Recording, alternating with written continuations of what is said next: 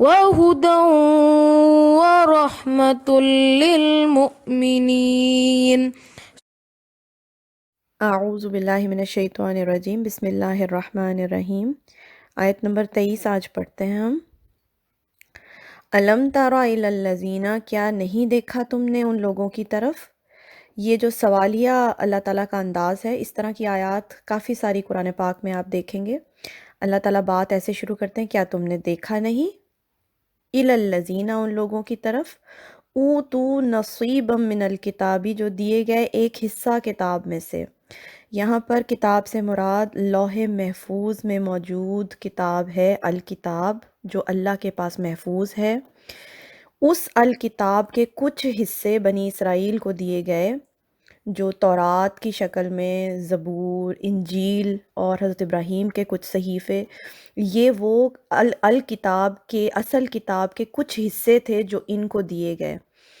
تو اللہ کہہ رہے ہیں یدعون، وہ بلائے جاتے ہیں۔ کون بلائے جاتے ہیں؟ اہل کتاب، جن کو الکتاب کے کچھ حصے اللہ تعالیٰ نے دیے تھے، وہ بلائے جاتے ہیں الا کتاب اللہ، اللہ کی کتاب کی طرف۔ یہاں پر کتاب اللہ سے مراد قرآن پاک ہے، یعنی وہ جو کچھ حصے ان کو دیے گئے تھے تورات، زبور، انجیل کی شکل میں، تو فائنل جو ورژن ہے الکتاب کا، لوح محفوظ میں جو کتاب ہے اس کا فائنل ورژن کیا ہے؟ قرآن پاک۔ یعنی قرآن وہ کتاب ہے جو اللہ تعالیٰ کی لاسٹ بک ہے، اور اس میں کوئی اختلاف اور کوئی تبدیلی نہیں ہوگی، کیونکہ اس کا ذمہ اللہ نے خود لیا ہے نا، قیامت تک اس میں کوئی تبدیلی نہیں ہوگی۔ لیکن جو حصے الکتاب کے ان کو دیے گئے تھے، اس میں بہت سارے اختلافات انہوں نے کیے اور بہت ساری اس میں چینجنگ ہو گئی۔ اب ان لوگوں کو بلایا جاتا ہے قرآن کی طرف۔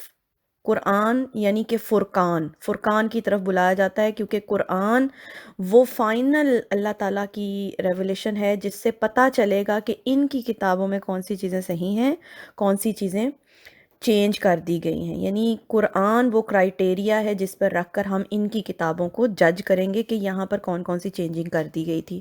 تو یہ بلائے جاتے ہیں اللہ کی کتاب قرآن کی طرف، لِیَحْکُمَ بَیْنَہُم، تاکہ وہ فیصلہ کرے ان کے درمیان۔ کون؟ قرآن فیصلہ کرے ان کتابوں کے درمیان کہ کون سی چیزیں صحیح ہیں ان میں۔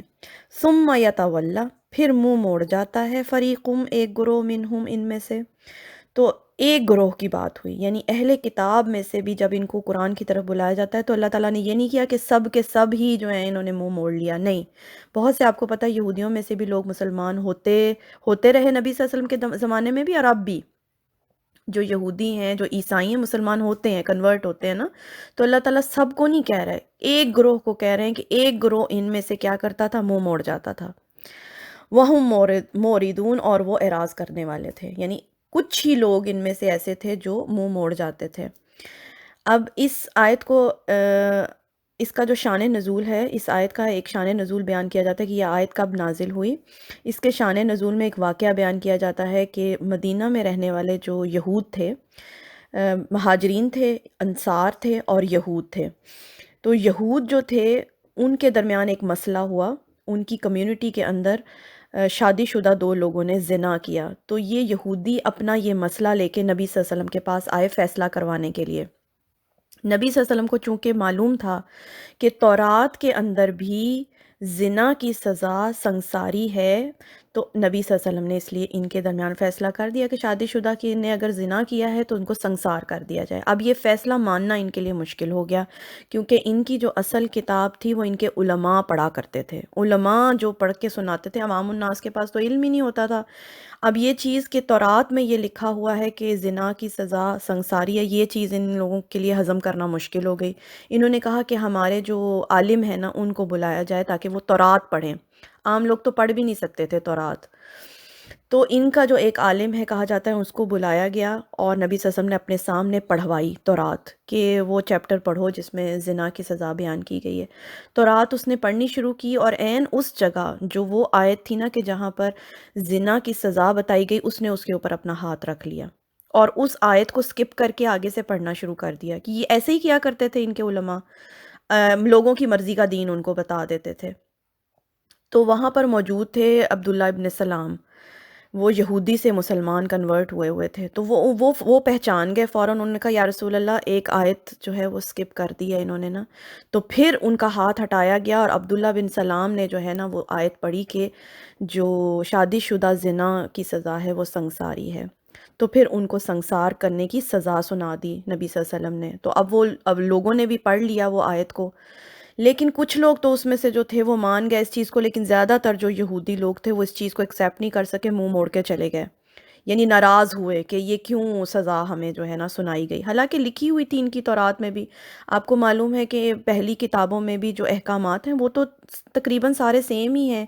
کچھ قانون جو ہیں وہ مختلف دیے گئے ہیں، مختلف شریعتیں دی گئی ہیں، لیکن دین تو اللہ کا وہی ہے، احکامات میجورٹی وہی ہیں. نماز بھی وہی، زکوٰۃ بھی وہی، روزہ بھی وہی، اور یہ جو زنا کی سزا حدود جو تھی نا وہ بھی وہی تھی تقریباً، قربانی وغیرہ کے مسائل. تو تورات میں یہ لوگ پڑھ کے نہیں سناتے تھے. تو اللہ تعالیٰ کہہ رہے ہیں کہ کتاب اللہ جو ہے قرآن فیصلہ کرے گا اب ان کے درمیان کہ انہوں نے کون سی چیزوں میں اختلاف کیا، کون سی چیزوں کو تبدیل کر دیا. تو یہ اس کے شان نزول میں بیان کیا جاتا ہے واقعہ اس آیت کے. تو اگلی آیت میں پتہ چلے گا انشاءاللہ آپ کو کہ کیا وجہ تھی ان لوگوں کی کہ یہ لوگ بہت آسانی سے چینجنگ کر دیتے تھے. کیا وجہ تھی کہ یہ لوگ بہت آسانی سے اس چیز کو توڑ مروڑ لیتے تھے، اللہ کی کتاب کو اپنی مرضی کے مطابق کیسے چینج کر لیتے تھے. انشاءاللہ اگلی آیت میں پڑھیں گے. آج کے لیے اتنا ہی. سبحانک اللہم و بحمدک، اشہد ان لا الہ الا انت، استغفرک و اتوب الیک.